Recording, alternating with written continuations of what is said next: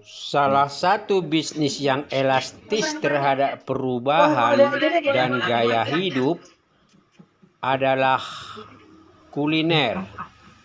Food and beverage ini relatif tumbuh di titik-titik strategis di lokasi-lokasi bagus yang baik dikelola secara manajemen standar maupun mungkin sekedar usaha mikro informal di kaki lima atau pelataran pertokoan.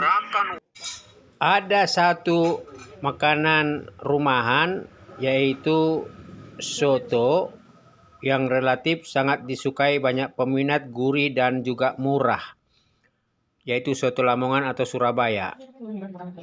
Pergerakan warga dari satu ruang ke satu ruang, dari satu waktu ke satu waktu, telah merubah, mereposisi fungsi dapur rumah tangga ke potensi-potensi usaha-usaha warungan, baik yang di tepi jalan, kios, maupun mungkin di pusat-pusat jajan seperti warung Padang yang menyediakan beragam cita rasa dan pilihan lauk.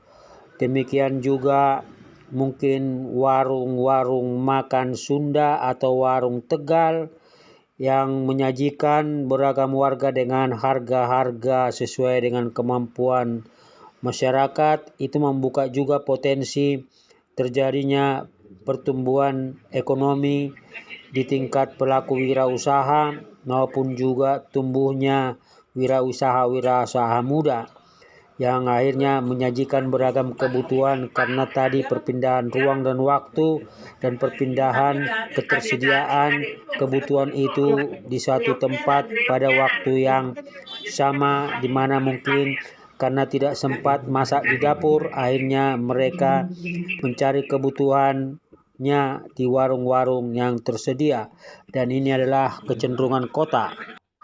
Beragam kuliner makanan Nusantara hadir dan diperdagangkan di sekitar kita, dan juga beragam jenis soto-soto yang juga menjadi bagian dari pilihan. Bisa saja soto Madura, soto Padang, atau soto Sunda, atau mungkin soto Betawi, termasuk soto yang banyak kini tersaji di tepi jalan atau di toko-toko tempat bagus seperti soto ayam dari Surabaya maupun Lamongan.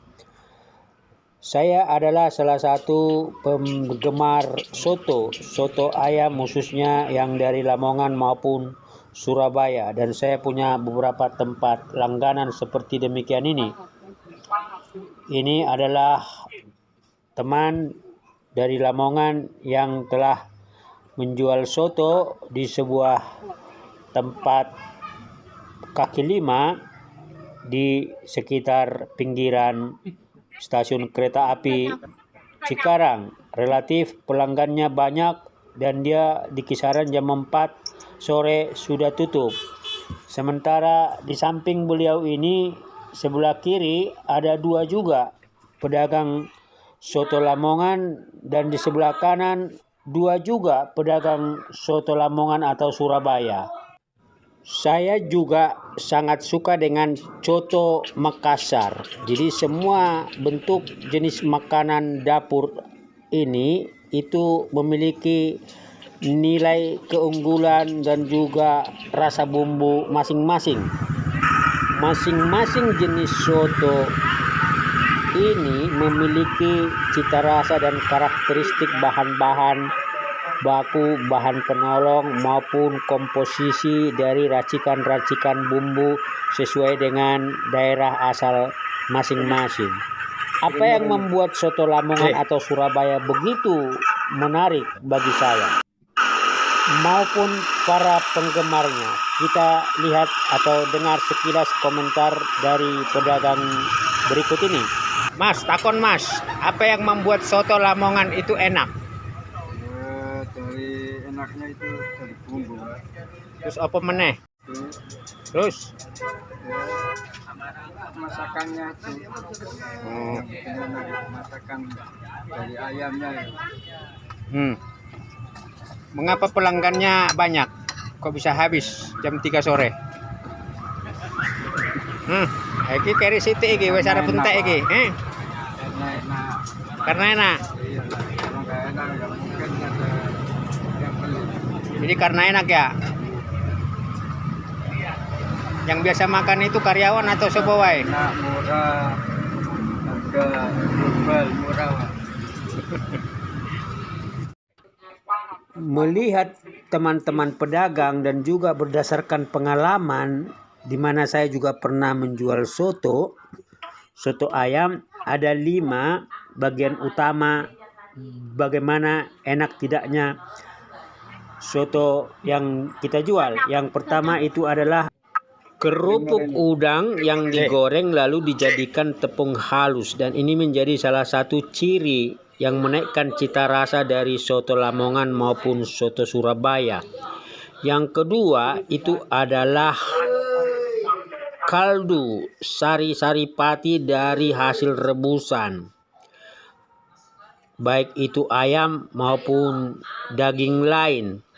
Nah, yang ketiga itu adalah komposisi dari beragam jenis bumbu yang proporsional diolah diracik lalu kemudian menjadi cita rasa spesifik yang membuat soto ayam Lamongan maupun Surabaya itu sangat menggiurkan dan menambah nafsu makan.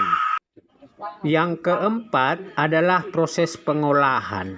Jadi ada waktu-waktu yang tepat bagaimana campuran daging ayam dan mungkin daging lain dimasak, direbus sampai lembut, sampai itu semua bumbu merasuk ke dalam daging, dan kemudian baik juga bumbu-bumbu lain diolah dan kemudian dimasak juga dengan proses dan waktu yang sangat terukur, sehingga membuat ketika semua racikan bumbu dan komponen lain dijadikan satu, maka akan menaikkan nilai cita rasa yang sangat tinggi, dan ini yang akan membuat itu rasa enak itu muncul.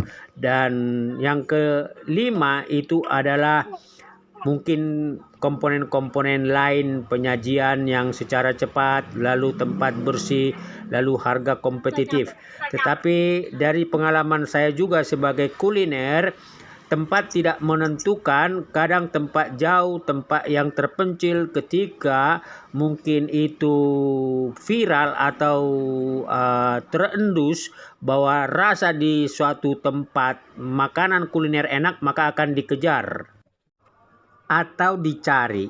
Kira-kira demikian sedulur bagi para penikmat soto ayam Lamongan maupun Surabaya. Inilah beberapa sharing dari pedagang langsung. Salam sehat, salam wirausaha, salam sukses selalu.